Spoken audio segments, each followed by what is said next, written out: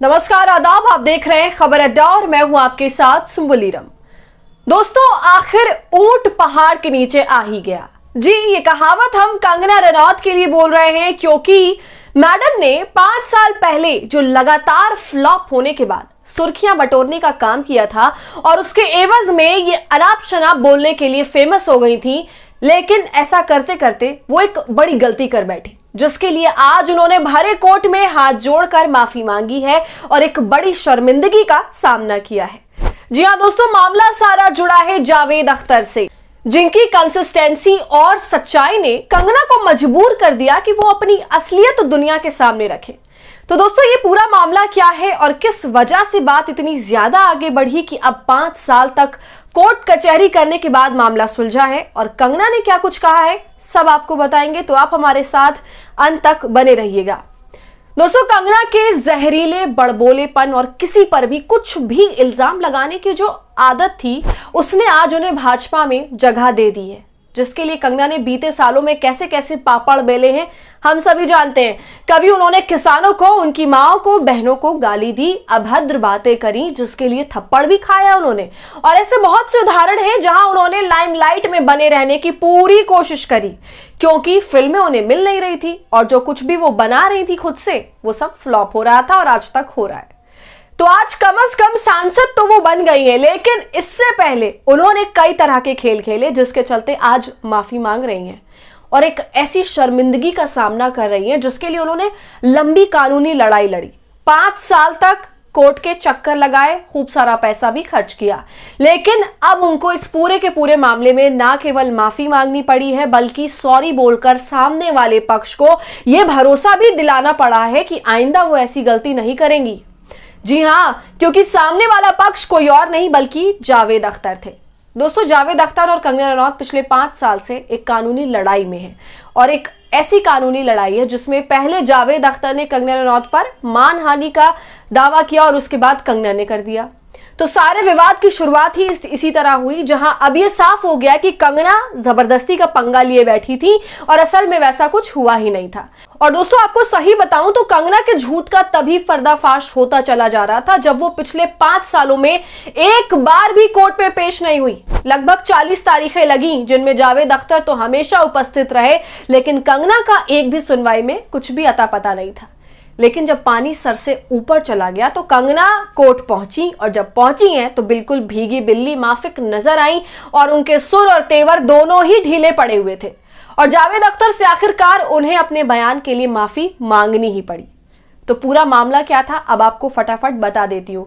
दोस्तों, हुआ ये कि साल 2020 में जब बॉलीवुड के एक्टर सुशांत सिंह राजपूत की मृत्यु हुई थी, तो उस वक्त खूब बवाल मचा था, लेकिन उस सब के बीच आपदा में अफसर ढूंढने का काम कंगना ने किया और एक नया उबाल शुरू किया। आपको याद होगा, कंगना रनौत अचानक से सुशांत सिंह राजपूत के सुसाइड के पूरे सिनेरियो में आ जाती हैं और उन्होंने नेपोटिज्म को इसके लिए जिम्मेदार ठहराना शुरू कर दिया था और खुद पर भी कैसे उन पर हमले हुए हैं और उनको बेबस किया गया, उनको मजबूर किया गया इस तरह के फैसले लेने के लिए। तो इस तरह की बातें वो करने लगी और उन्होंने जावेद अख्तर पर ये आरोप लगा दिए कि जावेद अख्तर ने भी उनको एक बार धमकाया था। जी हाँ, इतना बड़ा इल्जाम कंगना ने लगाया और सोचा कि वो इससे निकल जाएंगी, जैसे हर बार होता है। तो ये जावेद अख्तर वाली बात का मामला तब पेश आया था दोस्तों, जब कंगना की फिल्म क्वीन हिट हुई थी और उसके बाद वो एक बड़ी कंट्रोवर्सी में फंसी थी। ऋतिक रोशन और उनके रिलेशनशिप्स को लेकर दोनों ही पक्ष द्वारा अलग अलग दावे किए जा रहे थे। ऋतिक रोशन के पक्ष ने तो उनके पुराने 8 ईमेल्स भी साझा कर दी थी, जिसमें कंगना ऋतिक को तमाम तरह की बातें लिख रही हैं जब वो साथ में थी। और उसके बाद कंगना भी सामने आई और कंगना ने भी ऋतिक रोशन पर खूब आरोप लगाए थे, जहां भी जाती ऋतिक का मुद्दा साथ लेके जाती थी। खैर, फिर बाद में मामला खत्म हो गया, लेकिन जब सुशांत सिंह राजपूत की मौत हुई तब कंगना रनौत ने यह दावा किया कि जब ऋतिक रोशन के साथ उनका झगड़ा चल रहा था और वो झगड़ा मीडिया में आया और ऋतिक रोशन के परिवार की काफी रुसवाई हुई, तब कंगना रनौत पर जावेद अख्तर ने एक तरह से दोनों पक्षों को एक साथ बिठाकर सुलह करने की कोशिश की थी। इसी पर कंगना ने कहा, बल्कि आरोप लगाया कि जावेद अख्तर ने उन्हें अपने घर बुलाया और बिठाकर धमकाया। इस आरोप के बाद जावेद अख्तर ने कंगना के ऊपर मानहानि का मुकदमा दर्ज कर दिया और फिर कंगना ने भी जवाब में मानहानि का मुकदमा दर्ज कर डाला।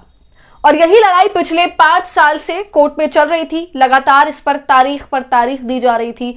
ऐसी लगभग 40 तारीखें दी गई, जिनमें से एक में भी कंगना रनौत ने कोर्ट में पेशी नहीं दिखाई। वहीं दूसरी तरफ जावेद अख्तर हर सुनवाई में कोर्ट में मौजूद रहते थे। तो कंगना के इस एटीट्यूड पर कोर्ट ने जबरदस्त फटकार लगाई थी और लगातार फटकार लगा ही रहा था।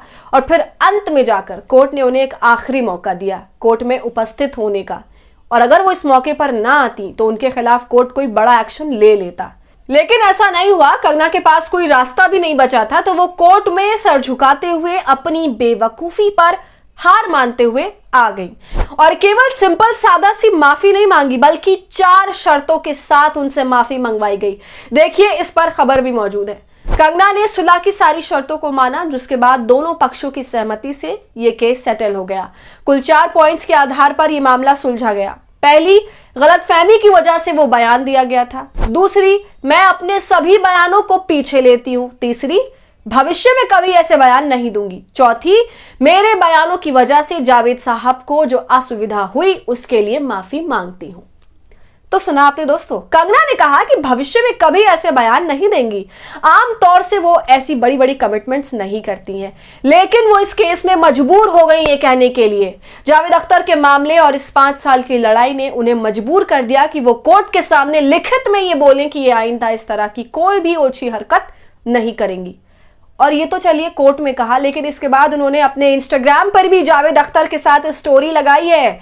हाँ, देखिए, अभी आप अपनी स्क्रीन पर उसकी एक झलक देख सकते हैं। कंगना ने कोर्ट परिसर की अपनी और जावेद अख्तर की मुस्कुराती हुई तस्वीर के साथ लिखा, आज मैंने और जावेद अख्तर जी ने मध्यस्थता से अपना लीगल मैटर सुलझा लिया। जावेद जी बहुत दयालु रहे मेरे साथ और मेरे अगली निर्देशित फिल्म के लिए गाना लिखने पर भी सहमति जताई है।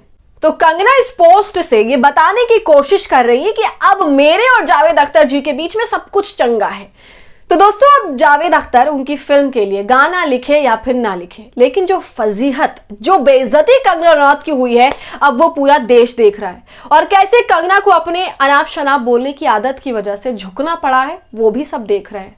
इसके अलावा जावेद अख्तर की भी तारीफ बनती है, क्योंकि जिस तरीके से उन्होंने इस पूरे मामले को लड़ा और अंत तक कंसिस्टेंसी दिखाई है कि आखिरकार कंगना को माफी मांगनी ही पड़ी। जिस हिसाब से वो 5 सालों से इस मामले से भाग रही थी, आज उन्हें इस मामले में सरेंडर करना ही पड़ा। तो शायद इसी को कहते हैं कि ऊंट पहाड़ के नीचे आ गया। दोस्तों, आपका इस पूरे मामले पर क्या कहना है, हमें कमेंट कर जरूर बताइए। वीडियो पसंद आई हो तो इसे लाइक और शेयर करें और खबर अड्डा को यूट्यूब पर सब्सक्राइब कर लें।